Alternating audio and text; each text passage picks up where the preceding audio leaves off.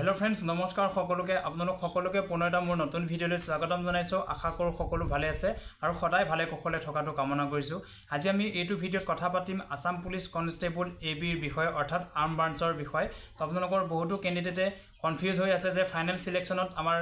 viva টেষ্টত কিমান mark পালে আমাৰ এবিট ফাইনাল মেৰিটত আমাৰ নাম আহিব তো আপোনালোকৰ বহুতে কমেন্ট কৰি আছিল আৰু বহুতে নাজানে এবিট টোটাল মাৰ্ক কিমান আছে গতিকে সকলোবোৰ কথা বিষয়ে আলোচনা কৰিম আৰু কোন কিখন ডিস্ট্ৰিক্টত আমাৰ লো কাট অফ যাব কোন কিখন ডিস্ট্ৰিক্টত হাই কাট অফ যাব আৰু কোন কিখন ডিস্ট্ৰিক্টত মিডিয়াম ৰেট কাট অফটো থাকিব তাৰ ওপৰত আমি সকলোবোৰ কথা পাতিম গতিকে ভিডিওটো শেষলৈকে চাব আৰু যিকেজনে ফাৰ্স্ট টাইম আহিছে প্লিজ চেনেলটো সাবস্ক্ৰাইব কৰি ৰাখিব আৰু কাষতে থকা বেল আইকনটো প্ৰেছ কৰি ৰাখিব যেতিয়াই মই ভিডিও দিওঁ আপোনালোকে অতি সোনকালে চাব পাৰিব তো বলক বেছি দেৰি নকৰি আমি মেইন কথাটোলৈ গুচি যাওঁ তো আপোনালোকে গম পাইছে আসাম পুলিচ কনষ্টেবল এবি অৰ্থাৎ আৰ্ম ব্ৰাঞ্চ যিসকলে ফাইনেল মেৰিটলৈকে কিমান মাৰ্ক পালে বা ভাইভাৰ পৰা আপোনালোকে অৰ্থাৎ আপোনালোকৰ যেহেতু ভাইভালে এটা কাট অফ মাৰিছিলে এই কাট অফৰ পৰা কিমান মাৰ্ক প্লাস থাকিলে আপোনালোকে চাকৰিটো পাবলৈ সক্ষম হ'ব বুলি বহুতে কমেন্ট কৰিছিল তাৰ ওপৰত আমি কথা পাতিম একাডেমিক মাৰ্ক দিয়ে নাই তাৰ ওপৰতো আমি কথা পাতিম আৰু আপোনালোকে গম পাইছে যে ৰিজাৰ্ভেশন আৰু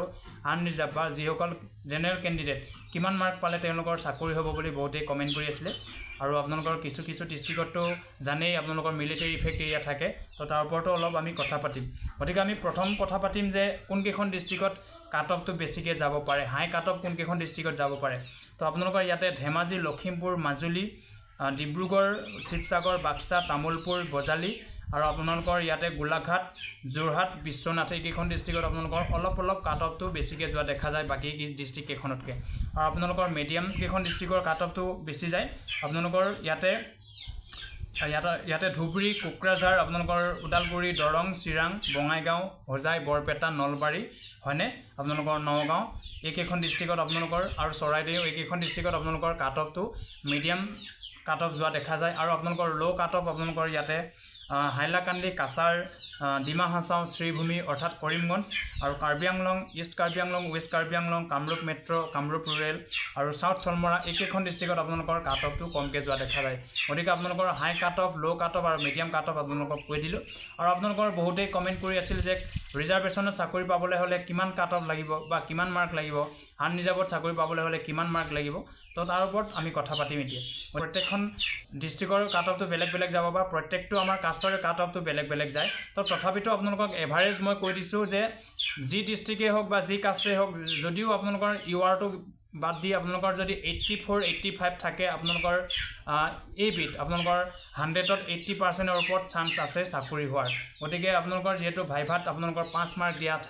দিয়া থাকে আৰু আপোনালোকে গম পাইছে ভাইভাত 5 মাৰ্ক দিয়া থাকে আৰু আপোনালোকৰ এবিট একাডেমিক মাৰ্ক নাই বহুতেই খুদিছিলে এবিট একাডেমিক মাৰ্ক আছে নে নাই আপোনালোকৰ এতিয়া কৈ দিলো এবিট একাডেমিক মাৰ্ক নাই আৰু যিসকলে ভাইভাত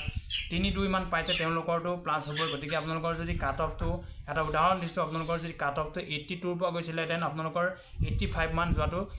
নিশ্চিত কথা বা 84 85 মান যোৱা কথাটো নিশ্চিত কিয়নো আপোনালোকৰ কাট অফতকে মাৰ্ক বেছি পোৱা ক্যান্ডিডেটও আছে বা যিসকল ইউআৰত গৈছিলে ইউআৰতকে অলপ কম মাৰ্ক পোৱা ক্যান্ডিডেটৰ মাজতে থাকে সেইকাৰণে আপোনালোকৰ যদি কাট অফ আপোনালোকৰ ধৰি লওক আপোনালোকৰ খুব বেছি 80 গৈছে দেন আপোনালোকৰ ফাইনেল সিলেকশনটো 83 মানৰ পৰা হ'ব গতিকে মই ইয়াতে ডিস্ট্ৰিক্ট ওয়াইজ কিমান যাব মই নাই কোৱা তথাপিতো আপোনালোকক হাই কাট অফ লো কাট অফ আৰু মিডিয়াম কাট অফ কৈ দিলো গতিকে আপোনালোকৰ ইয়াতে খুব বেছি দেখা যাব আপোনালোকৰ হাই কাট অফ যোৱা ডিস্ট্ৰিক্ট কেখনত খুব বেছি আপোনালোকৰ 85 to 86 ৰ ভিতৰত কাট অফটো দেখিবলৈ পোৱা যাব পাৰে আৰু আপোনালোকৰ এতিয়া আনৰিজাৰ্ভৰ ক্যান্ডিডেট সকলৰ কাৰণে কৈছো বা যিসকল জেনেৰেল ক্যান্ডিডেট আছে তেওঁলোকৰ কথা কৈছো তেওঁলোকৰ এবিট চাকৰি হ'বলৈ হলে এবাৰ 87 to 88 প্লাস হ'ব লাগিব দেন তেওঁলোকৰ চাকৰিটো হোৱাটো নিশ্চিত আশা আছে গতিকে আপোনালোক সকলোকে কৈ দিলো আপোনালোকৰ এবিৰ কাৰণে বহুতে কনফিউজন হৈ আছিল একাডেমিক মাৰ্ক আছে নে নাই একাডেমিক মাৰ্ক নাই আৰু আপোনালোকৰ ইয়াতে ভাইভা মাৰ্কটোৱে প্লাস কৰি দিয়া হয় আৰু ইমান চিন্তিত হ'ব নালাগে বাকি এসটিএইচৰ যদি ক্যান্ডিডেট আপোনালোকৰ এসটিএইচৰ ক্যান্ডিডেট হয় বা আপোনালোকে হিলছ এৰিয়াত বিলংস কৰে দেন আপোনালোকৰ 78 79 82 আহিব পাৰে গতিকে ইমান চিন্তিত নহব বাকি আমাৰ জেনেৰেল এৰিয়াৰ কথা কৈছো জেনেৰেল এৰিয়াৰ এসটিপি এসসি ওবিসি তেওঁলোকৰ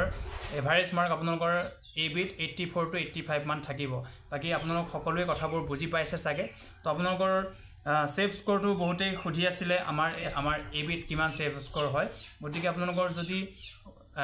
এসসি হয় এসসি আপোনালোকৰ 83 to 85 আৰু যদি আপোনাৰ ওবিসি হয় তেনে ধৰে আপোনালোকৰ 84 to 85 বাকি আপোনালোকৰ